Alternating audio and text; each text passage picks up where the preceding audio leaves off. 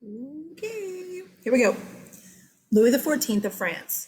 Um, Louis XIV is considered like the best example of what an absolute ruler should be like. Okay, this is the height of absolutism. Louis XIV was taught like from birth that he was God's chosen. And there's a reason for that. I also want you before we go somewhere, so you can see where you're at. This is our Ivan the Fourth stuff, right? And then we start Louis the 14th. Okay. I want you to see a couple things before we go to pictures. First of all, 14. Yes, the Roman numerals matter. We're gonna have another really big important Louis, named Louis the 16th. Pretty close to XIV. It's XVI. Okay, listen. You have to know the Roman numerals. Well, Miss, on tests and in essays, can't I just put Louis 1-4? Yeah, if you want to look like a junior high kid. Guys, you are AP, which means you are college level students. You need to learn X, I, V. In Roman numerals, X is 10. Okay? If something is on the left side, then you subtract. And if something's on the right side, then you add. All right? For example, in Roman numerals, V is I. Oh, I'm sorry. V is 5. Okay? 5. Well, look to the left. There's an I there. I just told you, if it's to the left, you subtract. If it's to the right, you add. Okay? Here's what I mean. There's an I to the right of the V, which means you subtract 1 from V. V is 5, minus 1 is IV means 4. So whenever you see IV, it means 4. Okay? X, 10, 4. The 4 is on the right side to the X, so you add it. X plus IV, 10 plus 4, 14. The Roman numerals matter. If I just confuse the crap out of you with what I just said, then so what? Just, what is it? Memorize. XIV. That's how you spell his name. Louis the XIV. Louis the XIV. Okie dokie. The other thing I want you to notice is this. His reign was one of the longest reigns in history. I'm pretty sure Queen Elizabeth II just killed that. But his reign was one of the longest. It's like, oh, suck at math, 70 something years. That's pretty impressive. Now, part of the reason that he ruled for so long is because, when you become king at the age of 5, you're going to have a long reign. Okay, he's not as young as Ivan IV, I know, but he's still 5. You guys think about a 5-year-old. We talked about, can a 3-year-old rule? Well, think about a 5-year-old. Okay, that's like what, kindergarten? 5-year-old. They can talk.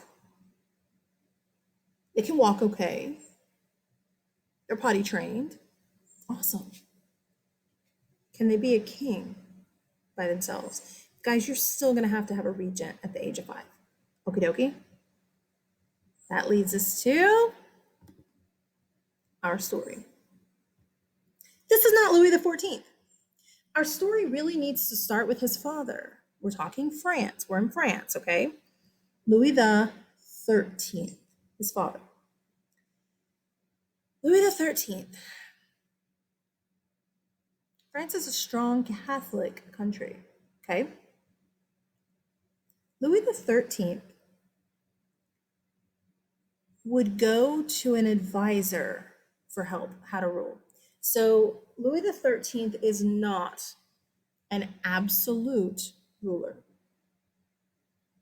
Not at all. In fact, he kind of gets controlled by his strongest advisor. His strongest advisor was actually a cardinal, a churchman. Remember when we talked about the church and you have the monks and then the priests above them, and then above them are the bishops, and then above them are the cardinals, and then above them is the pope, right? He's a cardinal, okay? His name is the Cardinal Richelieu. Um, yeah, I didn't think I put it in your notes. That's okay. I wanted you to see the spelling, but that doesn't really matter. But it's Richelieu, the Cardinal Richelieu, okay? Cardinal Richelieu, as a churchman, he's kind of the advisor, well, he's one of them, to Louis XIII. But because he's a cardinal, Louis XIII trusts him the most, okay? Louis XIII and his wife had like 4 or 5 still births, not a miscarriage. You actually carry the baby to term. You actually give birth to the baby and it comes out dead. 4 or 5. That is so sad. That's a lot of stillbirths. And then Louis. I can't remember what they actually named Louis. It's like, it's not Louis XIV. That's his title as king, but it's like Louis the Godsend or something. Can you imagine if my last name was God's Gift? Can you imagine calling me, Miss God's Gift? Can you come here? I understand why his parents named him that. I totally get it. Like, if I gave birth to 4 or 5 stillbirths, I mean, that has got to just hurt, right? He's there like treasure. But from day one, this kid is told he is the biggest gift from God. And there's nothing wrong with that, right? But that coupled with this idea of divine right, God chose you. There was a chance for 4 other kids to be king of France. And for whatever reason, God didn't want them in charge. Louis, he chose you. Louis really believes divine right.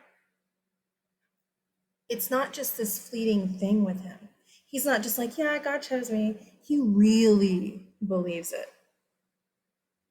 He's not always a good boy, but he believes it. And as a result, what he says goes. And if you don't like it, he'll have someone deal with you with a very pointy thing or a musket, whatever. It's a gun. Guys, from birth, Louis believes in divine right. It's crazy. Well, I guess it's not crazy. Again, like I get it from his parents' point of view. I do. Dad gets sick and writes his will. In his will, okay, Dad was going to make a council of French nobles be his regent. Didn't we kind of see that with the nobles all gonna be regents to Ivan IV? How did that work out? So Louis XIII dies, dead, yeah? And somehow, I don't remember the whole story, but somehow his mother has his will declared null and void. So she becomes the regent to him. But it doesn't really work that way. Nobody's going to listen to a woman in France. We saw that with Ivan IV's mom, and it was like, okay, not in France. The people aren't okay with the queen mother controlling. Okay, so what's going to end up happening is the next cardinal is going to basically be his regent. The next cardinal's name is Cardinal Mazarin. You know, I don't know if I have a picture of Mazarin or not. I know it's not next, but I don't think I have a picture of Mazarin. It's okay. He's still another cardinal. I might have a picture later. We'll see. But he's just another cardinal. Richelieu's dead and gone. Next cardinal, Mazarin. Okay. Okay. The nobles, they're totally cool with this, right? No. Guys, they were going to get to be regents to the king. They were going to get to help control the government. And now we have a cardinal controlling the government? Ugh. There's going to be a revolt against Cardinal Mazarin. Now, in actuality, the revolt is against the cardinal. But see, there's a problem. You kill a man of God? Oh man, it's like a one-way ticket to hell there, guys. They didn't want to kill Cardinal Mazarin. They just wanted to get rid of the person who would need him. That means 5-year-old Louis. There were nobles. Freya is barking at a squirrel over there. Anyway, he's like just sitting on the tree looking down at her. Just looking down at her. Now he's running along the fence. Okay, anyway, Cardinal Mazarin is the one that they're kind of after, okay? Oh, no, should be the one that they're kind of after because they don't want him to be in charge. But instead, I mean, if you kill him, y'all, ooh, that's bad. So, let's get rid of the 5-year-old instead. Is this twisted thinking? Yes. But somebody will come to save little Louis. The Musketeers. Have you heard of the Musketeers? Kids are always like, oh, the 3 Musketeers. Yeah, no, there's like 30, okay? Those shows are about, 4 important ones. I know, you're like, but there's 3. D'Artagnan gets added in. Okay, but anyway, there's like 30 or whatever. The Musketeers are just like the king's guard. They're like the best, okay? And so they're kind of bodyguard-ish. They're gonna like work at the palace. They're like the king's special guards. All right. Again, right now there's like 30 or something. Louis gonna like double that when he gets older.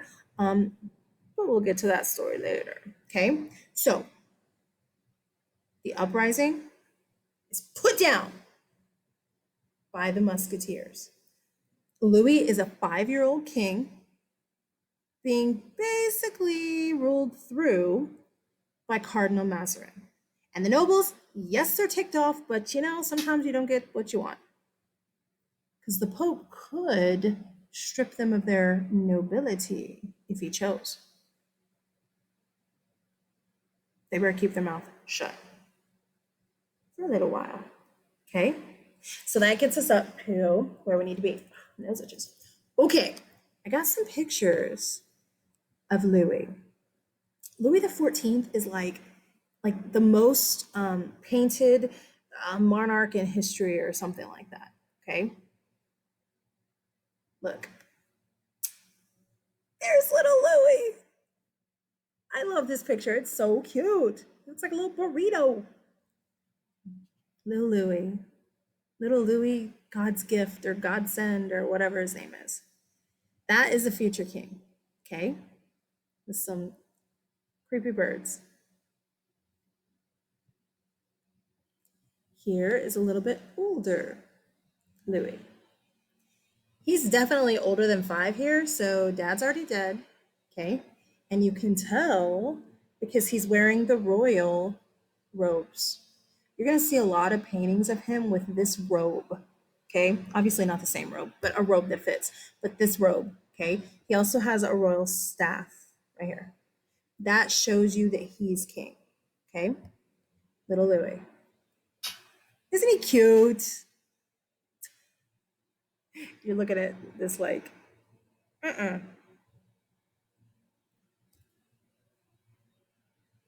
he cute? Okay, guys, the style of the time. I know you're laughing. I know. The style of the time, the nobility have their tights. Okay? And then they have these little balloony short things. It's not a skirt, it's like little pantaloon things, but they're balloons. Like you'll see them in some other pictures. They look like big old puffy balloons. And then you got to check out the shoes.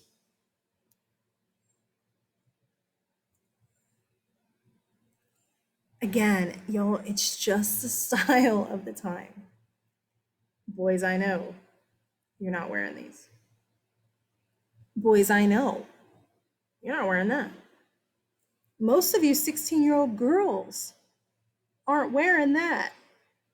I know it's the style. Okay? Kids are always like, what the heck? It's the style. All right, so this is a little kid Louis. Yeah? Okay. Uh-oh. I lost my arrow. I lost my arrow. There we go. Here's another one. Oh, there's Mazarin. I just saw him. Here's another one of him as a kid. Little Louis. Again, you see the royal robe. You see an even bigger staff. Whoa. Where'd my mouse go? Here we go. See a bigger staff. Okay. Little Louis. I'm not good with age of kids. I don't really know. What do you think? How old do you think he is?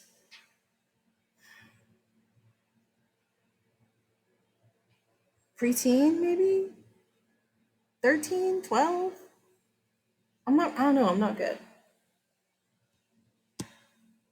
Look at his boots, man. He's got him some styling boots. They have the fleur-de-lis. The fleur-de-lis is this, you know what a fleur-de-lis is, I think. This right here, yeah, fleur-de-lis. It is the symbol for French royalty. So you'll see that everywhere with Louis XIV. Well, with any French royalty, but whatever. Okay, I did see this, yeah. There's the Cardinal, Mazarin. So Richelieu was the other one, Mazarin, okay? Um, Louis won't take over until he's like 21 or whatever when Mazarin dies. And I say take over like rule completely by himself.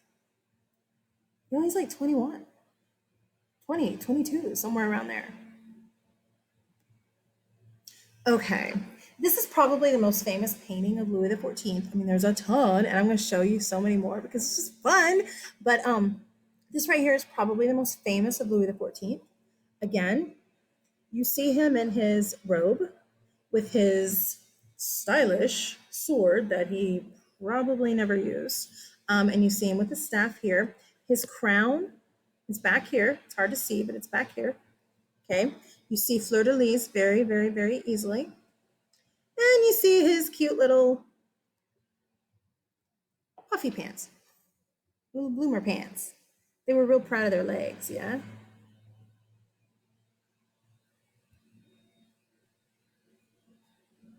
Are these shoes better? Yeah or no? Here's Louis. Here's another one. Maybe if I hit the right button. Here we go. Oh, the wig. Louis XIV is going to start, y'all, this right here is a wig. He's going to start, I know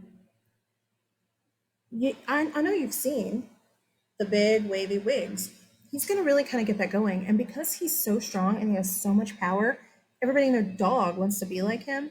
So they're all going to start this goofy wig thing too. Okay. Sorry, I forgot to talk about that. Okay. So let's go to this one. It's not as bad of a wig, right? Or is it? I don't know. But you see this cool little lacy thing on top of his armor, because that's what we all wear to go to war. Lace on top of our armor. Yeah. Again, it's just a time period, y'all. It's very frilly. Look at this. Louis going to war. All right. It's got a big old wig. This is a wig, you guys. This is not his hair. It is a wig. I dare somebody to come to school with their hair like that tomorrow. Not just parted down the middle. No, no, no. Teased up, then parted down the middle. You see he's wearing armor. You see he's wearing armor, okay? And a frilly little sash. Back here we have a war going on. I mean, that war's probably against the Dutch, right? And look at his cool boots. Yeah. Because we all go to boots and heels. Everybody. Oh, we all go to war in heel boots. Everybody does. That's what we do. Louis just cracks me up. Here he is with his little mustache. Again, another wig, another sash, some more armor, a helmet. Okay. Did I not hit the button? Okay, this one probably cracks me up the most. This to me is like his 1980s music look. This is his, Twisted Sister, We're Not Gonna Take It look. Except it's not blonde. I know. Good girl, Freya.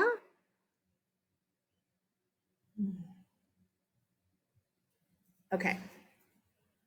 So Louis takes over by himself at the age of 21 or 22. When he takes over, he holds this big, like, feast banquet thing where, like, all the nobles are brought. They all have to be there. Okay? Even grandma who's, like, sick. They all have to be there. Louis comes in, head held high, way high. Nobles often would have their heads, nose in the air. You've heard that phrase. The idea is, the higher I am, the more noble I am. His head is like looking up as if to God. Yeah? He's looking up. He's got his big old hair wig. He's wearing all white and gold. And he's being very fluid with his movements. Yeah? He walks to the center of the room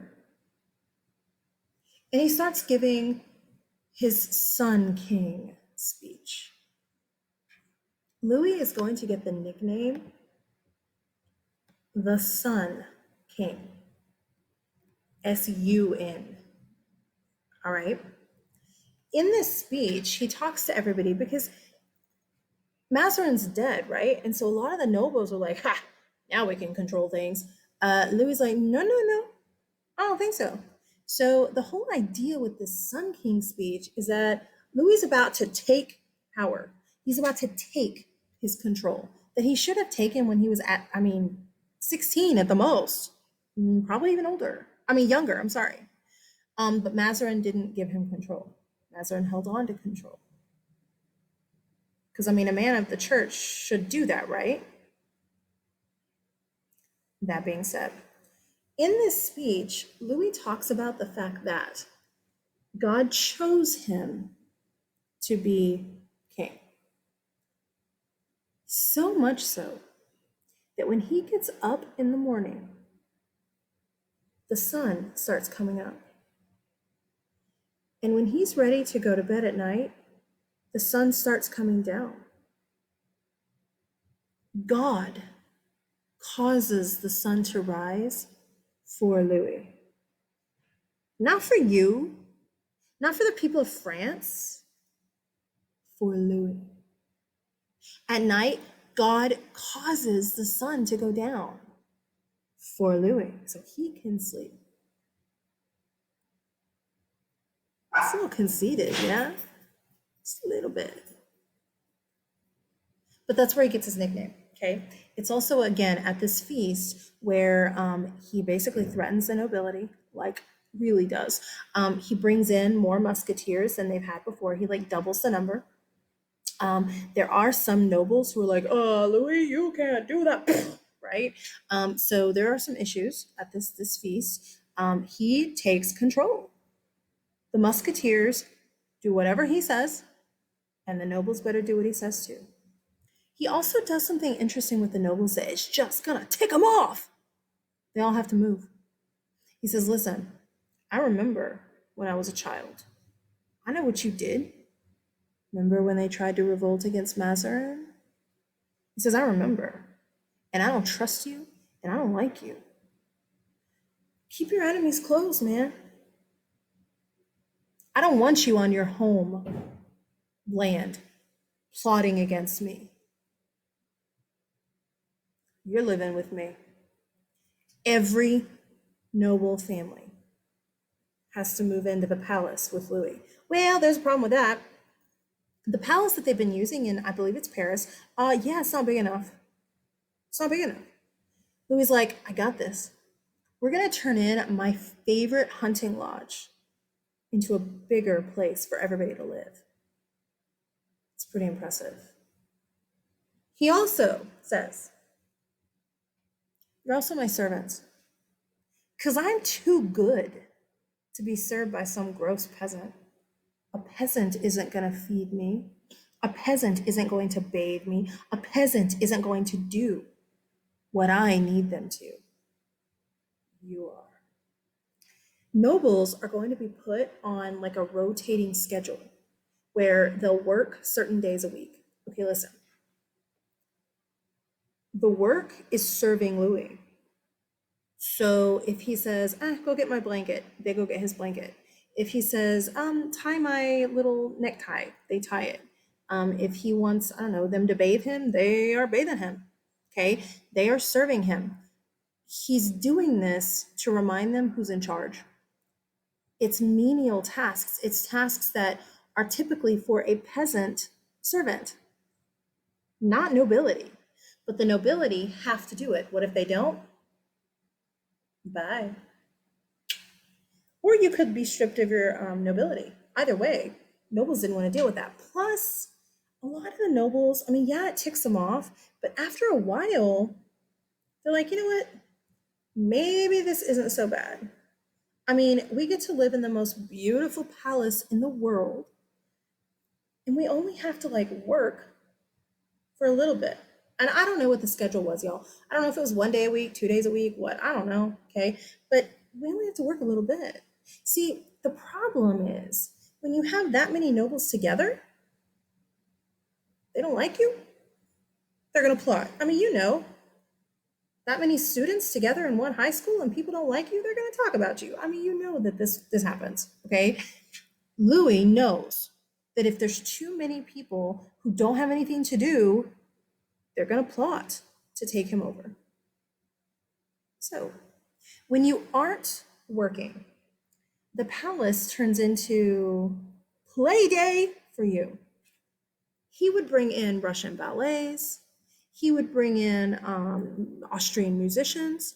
He would bring in plays from from England. He would bring in all kinds of stuff.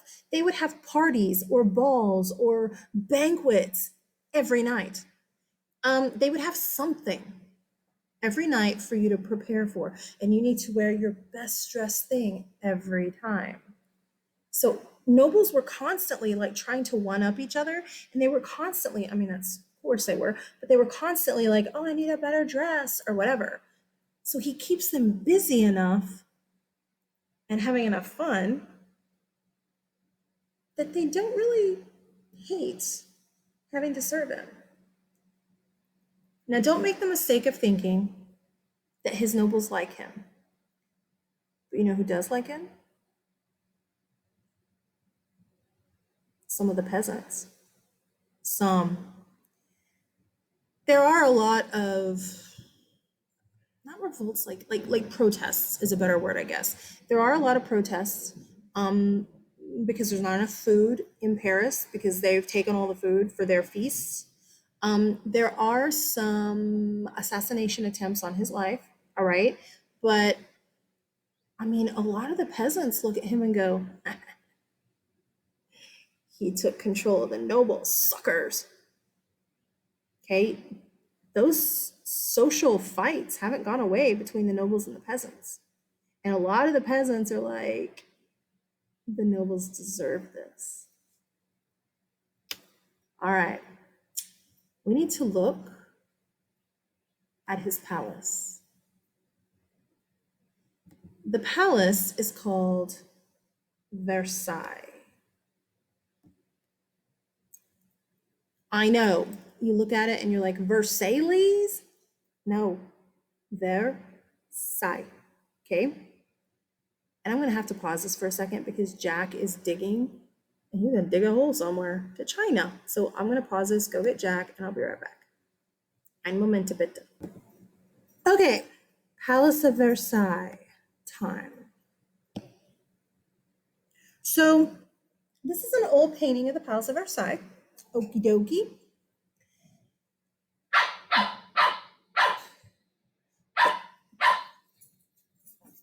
Back then, like in history, it was out in the middle of nowhere. It was like 8 miles away from Paris, or maybe more. It was 12. That's it. It was 12 miles away from Paris. Okay. Today, Paris has grown up around it. It's the dog's playing. Just ignore it. Paris has kind of grown up around it, but you can kind of see like all this just nothing out there. The actual palace itself is in this shape. Goes this way, and then you have this way, and then this way. Right? Right? Right? Yeah? Hey, I moved some of those little pig things because Jack is digging a hole.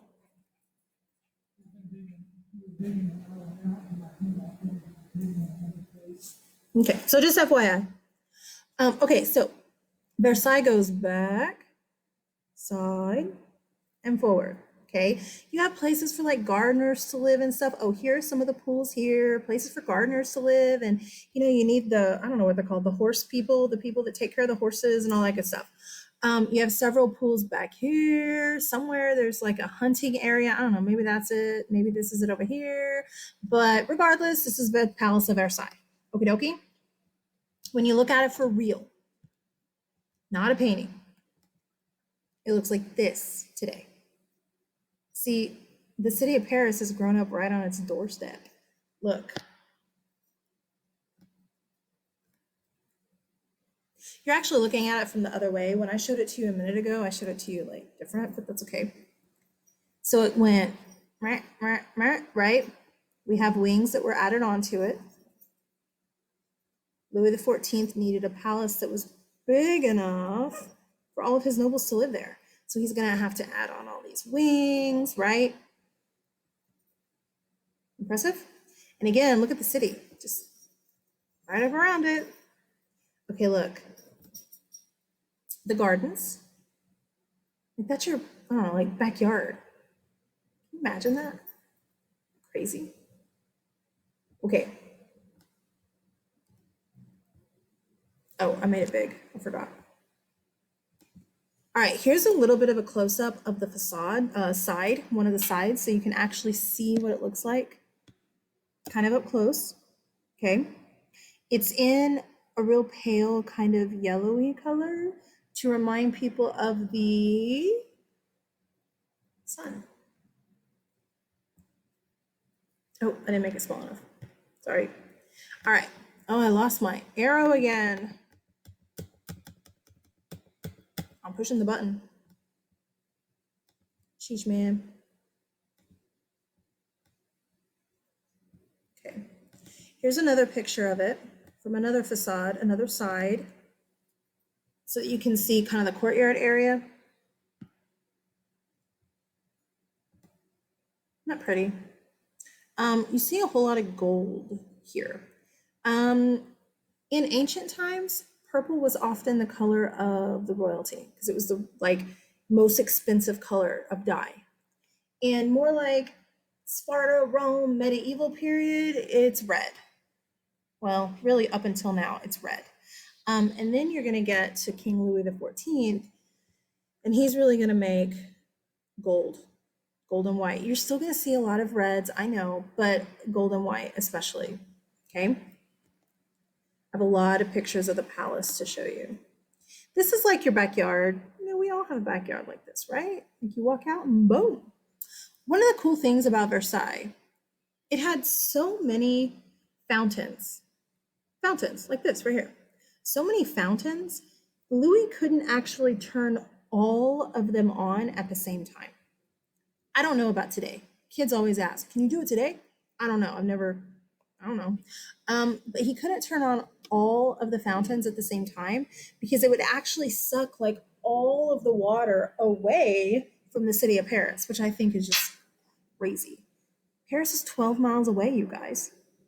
And if he has every fountain on, there's no water in Paris? That's just crazy to me. Here's an up close. So you can see we have a bunch of like alligator turtle things. I think they look like alligators. Some kids say they look like turtles. I'm pretty sure they're frogs, but alligator turtle things. Frogs.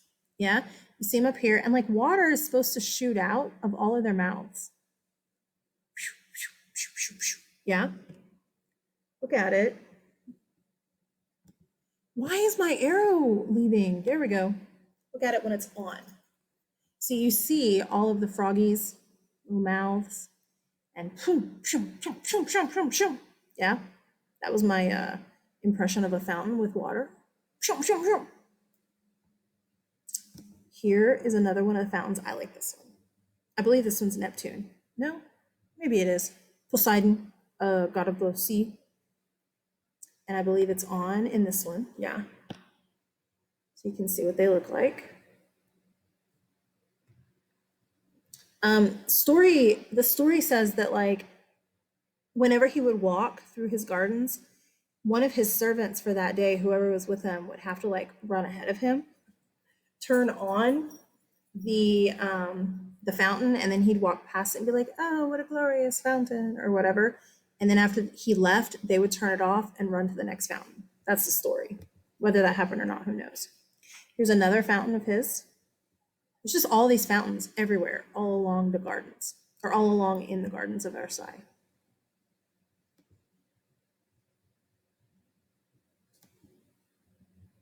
Then we get to the inside.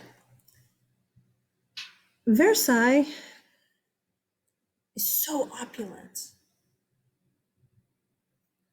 so rich, so, I mean, it just breathes, I am king, God chosen king.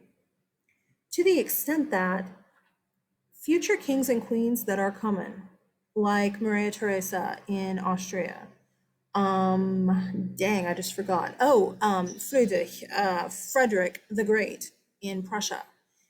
They are some of the examples. There's more. They are some of the examples of royalty who's going to build a palace for themselves, and they're going to copy Louis XIV. I mean, it's not copied exactly. It's not a copy, but their palaces are going to be highly influenced. So not only is he going to like start this whole new style of clothes with those goofy wigs, but people want their castles, their palaces to be the same.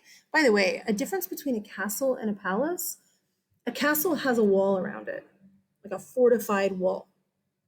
A palace does not, okay? All right. So we have Versailles.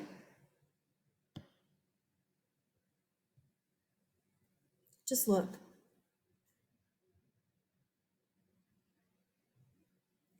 Today, it's electrified. It's electricity.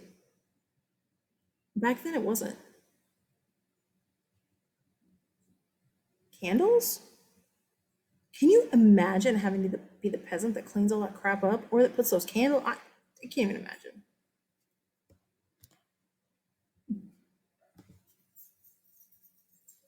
See a lot of red here. Not pretty. I love this style so much. Look at the ceiling. Oh my gosh. Again, candles would have been back then. Look at those chandeliers. Gorgeous.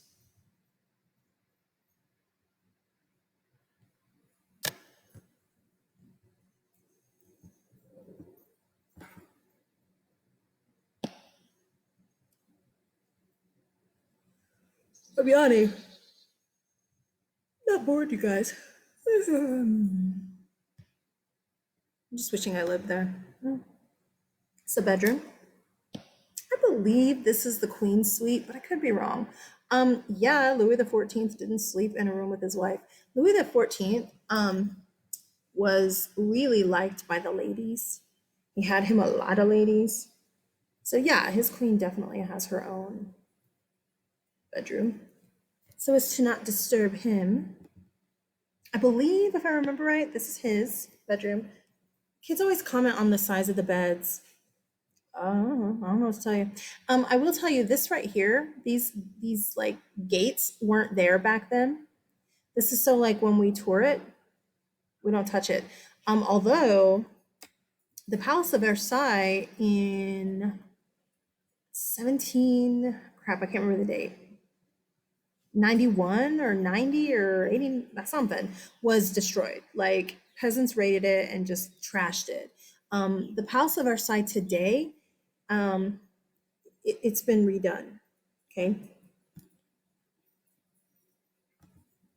This is the most famous room. It's actually the first room that I showed you. It's the Hall of Mirrors. It's a big giant hall. Louis XIV would do a lot of his parties in here. Even though it's a big giant hall, he'd do a lot of his parties in here. They would have a lot of feasts in here with like one crazy long table that would just go all the way back. And over here on the left side, you have windows.